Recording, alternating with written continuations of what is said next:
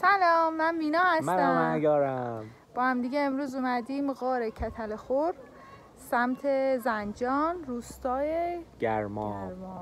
بریم ببینیم چی در انتظارمونه. اینجا یه عالمه جا پارک داره، جا پارک های رایگان. این در ورودیه، رستوران داره، سرویس بهداشتی داره. این غار کتلخور 7 طبقه است و 1331 یه نفر به اسم اسعدالله جمالی اینجا رو کشف کرد و حالا به ثبت رسوندش. میگن قدمتش بین 30 میلیون تا 120 میلیون سال پیشه. خیلیه ها. 120 میلیون سال پیش تقریبا همون موقعیه که دایناسورها زندگی میکردن.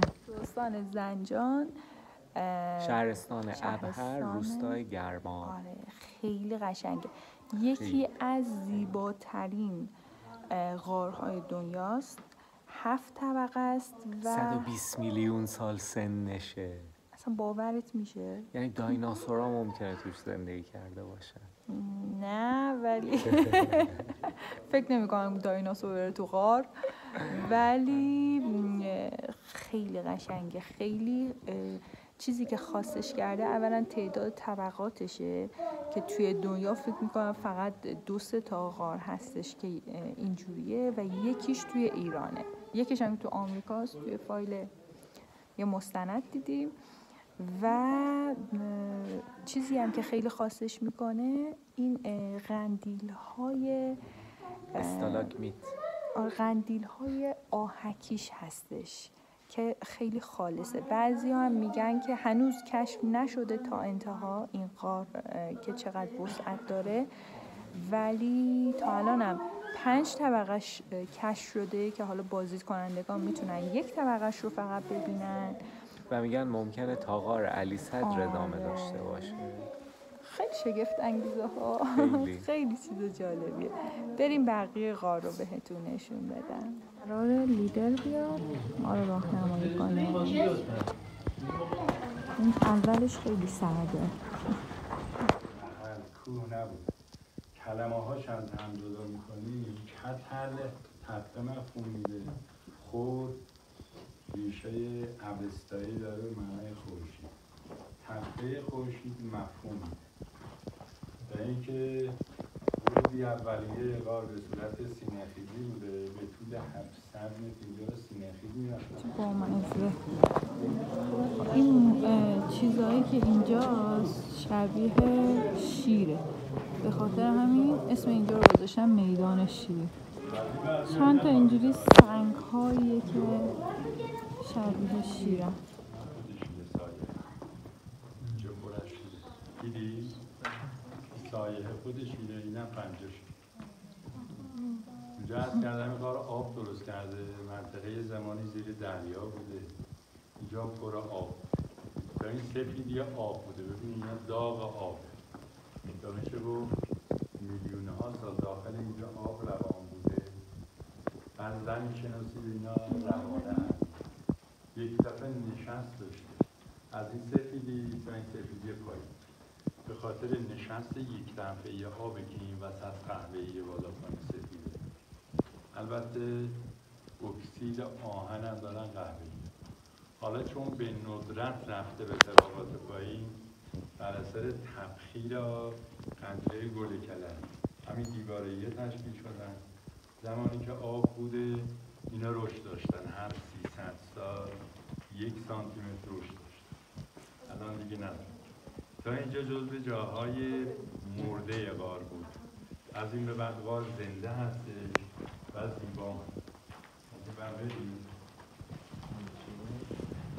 به خاطر نهی بودن بی‌نظیر و نادرن که فقط تو این بند.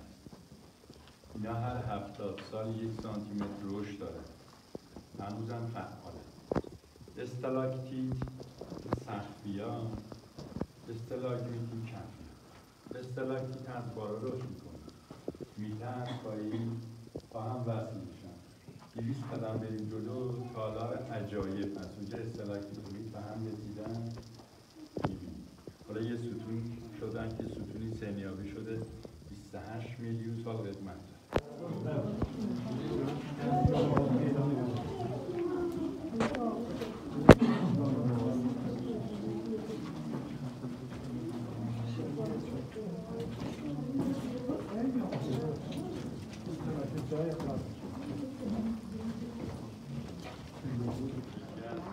شاخص‌ترین شاهکاری‌های طبیعت همین پایکوله با این وزن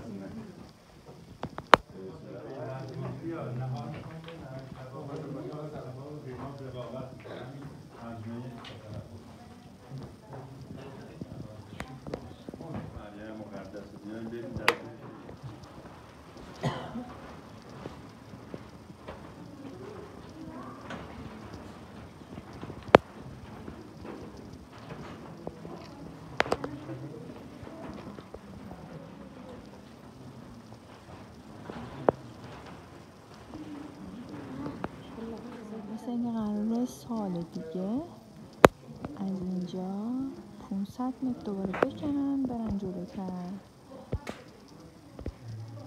اینجا پایان منطقه بازی و از این برم باید دوباره برگردیم.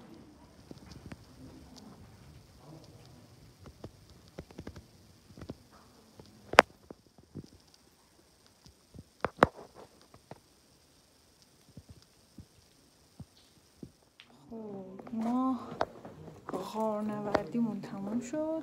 آره عالی بود و حتما با لیدر بیایم. خیلی چیزای خوبی میگه، چیزایی که تو اینترنت خوندیم یه مقدار با چیزهایی که لیدرمون بهمون گفت متفاوت بود، ولی حالا یه سری اطلاعات اضافه ترم میده. خیلی کلا همه چیز با لیدر انگار بهتر مسیر رو نشون میده. بعد کیف داد. حتما بیاین. و از همون دری که ورود کردیم خروج میکنیم.